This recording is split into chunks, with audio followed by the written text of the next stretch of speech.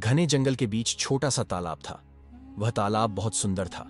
उस तालाब में 4 मेंढक रहते थे, जिनका नाम था मेघू, शोभू, टीपू और गब्बू।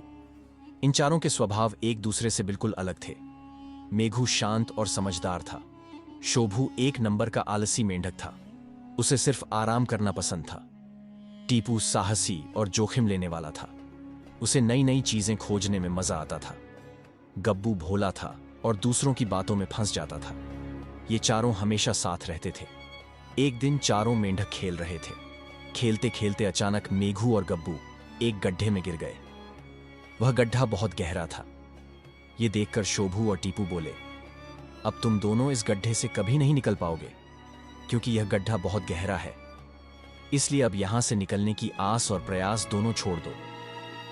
लेकिन मेघू और गब्बू ने शोभू और टीपू की बात नहीं सुनी और वे वहां से निकलने का प्रयास करते रहे। यह देखकर ऊपर खड़े मेंढक जोर जोर से चिल्लाने लगे, अरे तुम दोनों पागल हो गए हो क्या? हमने कहा ना, यहां से निकलने की कोशिश करना बेकार है।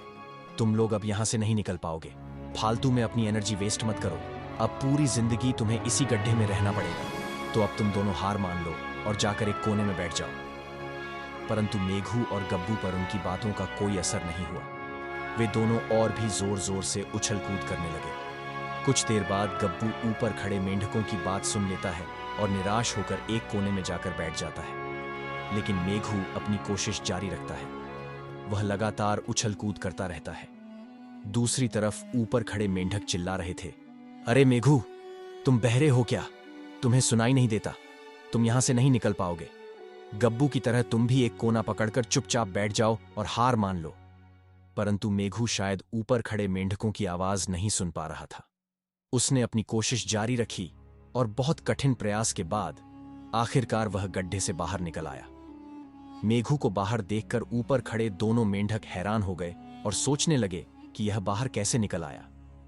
दोनों मेंढकों ने मेघू से पूछा, क्या तुम्हें हमारी आवाज सुनाई नहीं दे रही थी?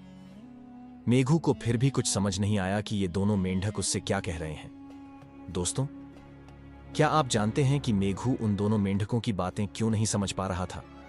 चलिए हम आपको बताते हैं।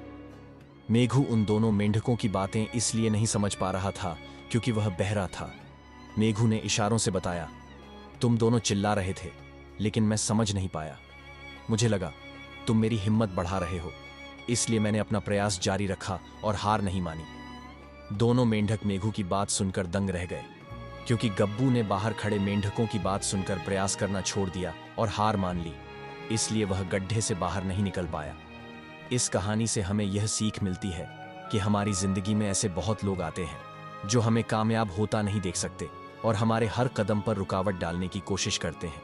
इसलिए लोग क्या कह रहे हैं या लोग क्या सोचेंगे, इस बात का हम पर कोई असर नहीं होना चाहिए, क्योंकि कुछ तो लोग कहेंगे।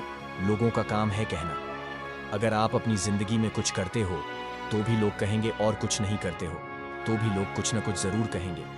दोस्तों, अगर आपको अपनी जिंदगी में कामयाब होना है तो बहरे बन जाओ। अगर लोगों की बात सुनोगे तो आगे नहीं बढ़ पाओगे। लोग चाहे जो कहें, आप अपने आप पर विश्वास रखें और अपना प्रयास जारी रखें। देखना, एक दिन आपको सफलता जरूर मिलेगी। इस कहानी से हमें एक और सीख मिलती है कि हमें दूसरों का हौसला बढ़ाना चाहिए, तोड़ना नहीं। इसलिए हमेशा सकारात्मक बोलें। प्रिय दर्शकों, अगर आपको हमारी यह कहानी पसंद आई है तो हमारे चैनल को सब्सक्राइब करें और वीडियो को लाइक और शेयर जरूर करें।